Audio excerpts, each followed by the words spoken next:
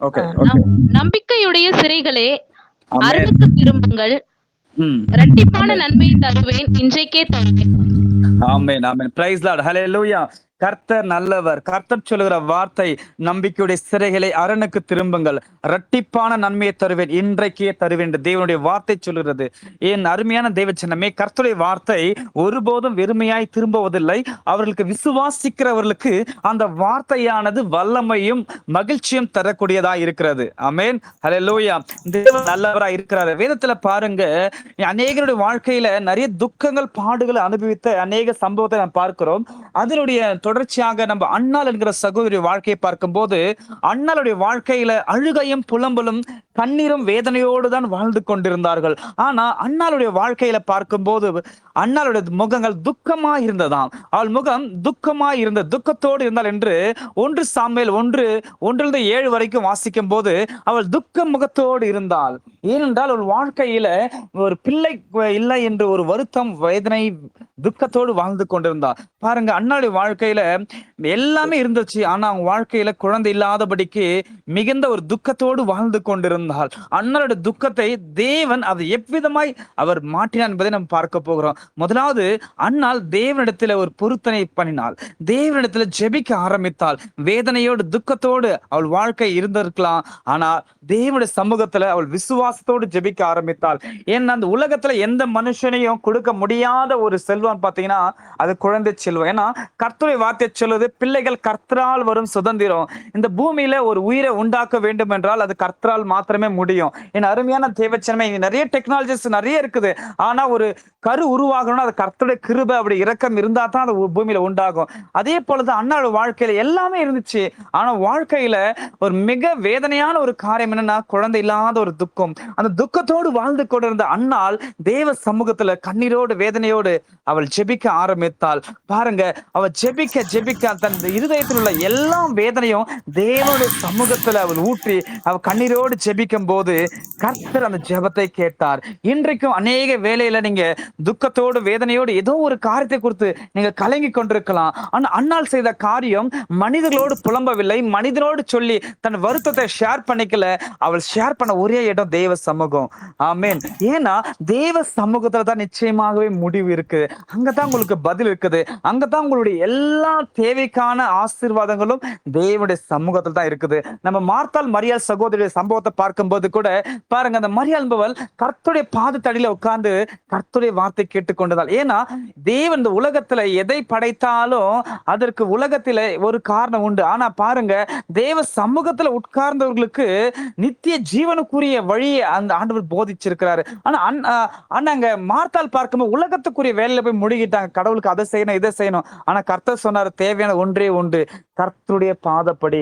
அந்த கர்த்தருடைய பாதப்படி தான் இங்க அன்னாள் பார்க்கும்போது தேவனுடைய பாதப்படியில் உட்கார்ந்து அவள் ஜெபிக்கிறவளாய் காணப்பட்டாள். பாருங்க, துக்கத்தோடு வாழ்ந்து கொண்டிருந்த அன்னாளுடைய வாழ்க்கையில ஆண்டவர் செய்த மகிழ்ச்சியான காரியம் என்னன்னா, அந்த ஜெபம் ஏற்றுக்கொண்டார். அன்னாளுடைய எல்லா ஜெபத்தை ஏற்றுக்கொள்ளும் போது அந்த அன்னாளுடைய இருதயத்துல ஒரு சமாதானம் கிடைச்சதுங்க. நம்ம 1 சாமுவேல் 1:18 வாசிக்கும் போது, அப்புறம் அவள் முகம் துக்கமா இருக்கவில்லை. ஏன்னா ஆண்டவர் அவளுடைய ஜெபத்தை கேட்டார். அந்த விசுவாசம் உள்ள ஜெபத்தை கேட்டார்.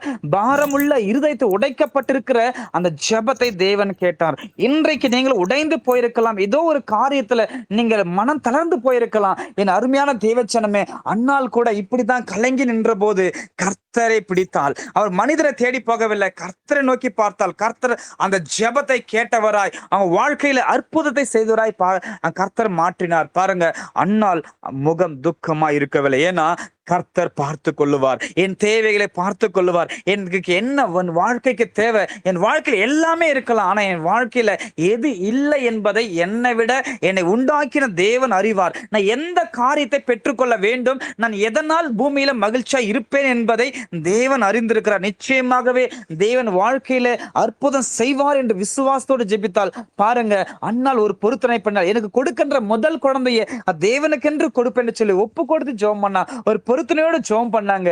தேவன் அந்த ஜெபத்தை கேட்டு அன்னாளுக்கு கர்த்தர் ஒரு பெரிய ஆசீர்வாதத்தை கொடுத்தார். அன்னாள் கேட்டபடியே கர்த்தர் ஒரு குழந்தையை கொடுத்தார். ஒரு அழகான ஆண் பிள்ளையை கர்த்தர் கொடுத்தார். சாமுவேல் என்கிற பெரிய தீர்க்கதரிசியாக இருக்கிற ஒரு மகனை தேவன் கொடுத்தார். பாருங்க, அது மாத்திரமல்ல, கர்த்தர் அன்னாள் கேட்ட கொண்டபடியே அன்னாள் கொடுத்த குழந்தையை கொடுத்துட்டு அந்த குழந்தைய சொன்னபடி அந்த பொருத்தனை நிறைவேற்றின அன்னாளுக்கு தேவன் பாருங்க இன்னும் 5 குழந்தைகளை எக்ஸ்ட்ரா கொடுக்கிறாருங்க.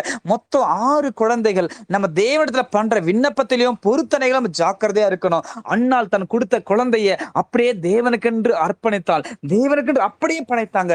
சொன்ன வார்த்தையை மாறவில்லை. பாருங்க, அந்த உண்மையை தேவன் பார்த்தார். கொடுத்த அந்த வார்த்தையை கர்த்தர் பார்த்தார். கொடுத்த பொருத்தனையில துல்லியமா நிறைவேற்றினார்கள். தேவன் பாருங்க இரட்டிப்பான நன்மையை கொடுத்தாருங்க. கேட்டது ஒரு குழந்தை, ஆனா கர்த்தர் கொடுத்தது 6 குழந்தைகள். சாமுவேல் சொல்வது 6 குழந்தைகளை கொடுத்தார். தேவன் இரட்டிப்பான நன்மையை கொடுத்து ஆசீர்வதிக்கிறார். காரணம் என்னன்னா, நம்ம கொடுத்த பொருத்தனைகளை பொன்ன பொருத்தனையும் ஜெப விண்ணப்பத்திலும் நம்ம உண்மையா இருக்கணும், உத்தமமா இருக்கணும், சொன்ன வார்த்தை நிறைவேற்றப்பட வேண்டியதா இருக்கணும். எந்த சூழலும் சரி, தேவனுக்கு நம்ம ஒரு வார்த்தையை கொடுத்தா நிறைவேற்றி முடிக்க நம்ம ஜாக்கிரதையா இருக்கும். அதே போல தேவன் எந்த சூழ்நிலை நம்ம இருந்தாலும் நம்ம ஜெபத்தை கேட்கிறதா இருக்கிறாரு. நம்ம கண்ணீரோடு வாழ விரும்புவது தேவனுக்கு பிரியமில்லாத காரியம். நம்ம எப்போதுமே தேவ சமூகத்தில் மகிழ்ச்சியோடு நம்ம எந்த காரியமா இருந்தாலும் ஜெபம் பண்ணணும். தேவ சமூகத்தில் ஜெபம் பண்ணுங்க. எந்த ஒரு பிரச்சனையா இருந்தாலும் ஜெபம் பண்ணுங்க. நிச்சயமாகவே தேவனுடைய சமூகத்துல உங்களுக்கு மகிழ்ச்சி உண்டாகும், அற்புதம் நடக்கும், காரியங்கள் மாற்றப்படும்.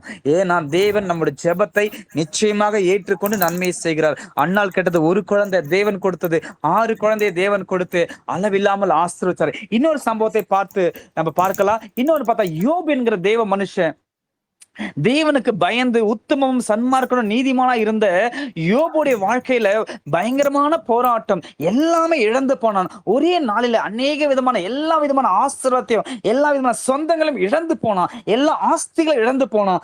ஆனால் அவன் தேவன் மேல் வைத்த நம்பிக்கை அவன் இழக்கவில்லை. இந்த உலகத்துல எதை இழந்தாலும் தேவன் மேல் வைத்த நம்பிக்கையை ஒருபோது இழந்து போகாதீங்க. தேவன் முடிவில் கூட கர்த்தர் துவக்கத்தை உண்டாக்குவார். யோபுடைய வாழ்க்கை எல்லாமே முடிஞ்சு போனதா இருந்துச்சு. ஆனா உலகத்துல எல்லா பார்வையும் யோபுவை குறித்து அற்பமா இருந்துச்சு. யோபுடைய வாழ்க்கையில என்ன பாவம் செஞ்சானோ, என்ன செஞ்சான்னு தெரியல, எல்லாமே இழந்து போயிட்டான், நடுத்தருக்கு வந்துட்டான்னு சொல்லி எல்லாரும் புலம்ப ஆரம்பித்தார். நண்பர்கள் கூட வருத்தப்பட ஆரம்பித்தார்கள்.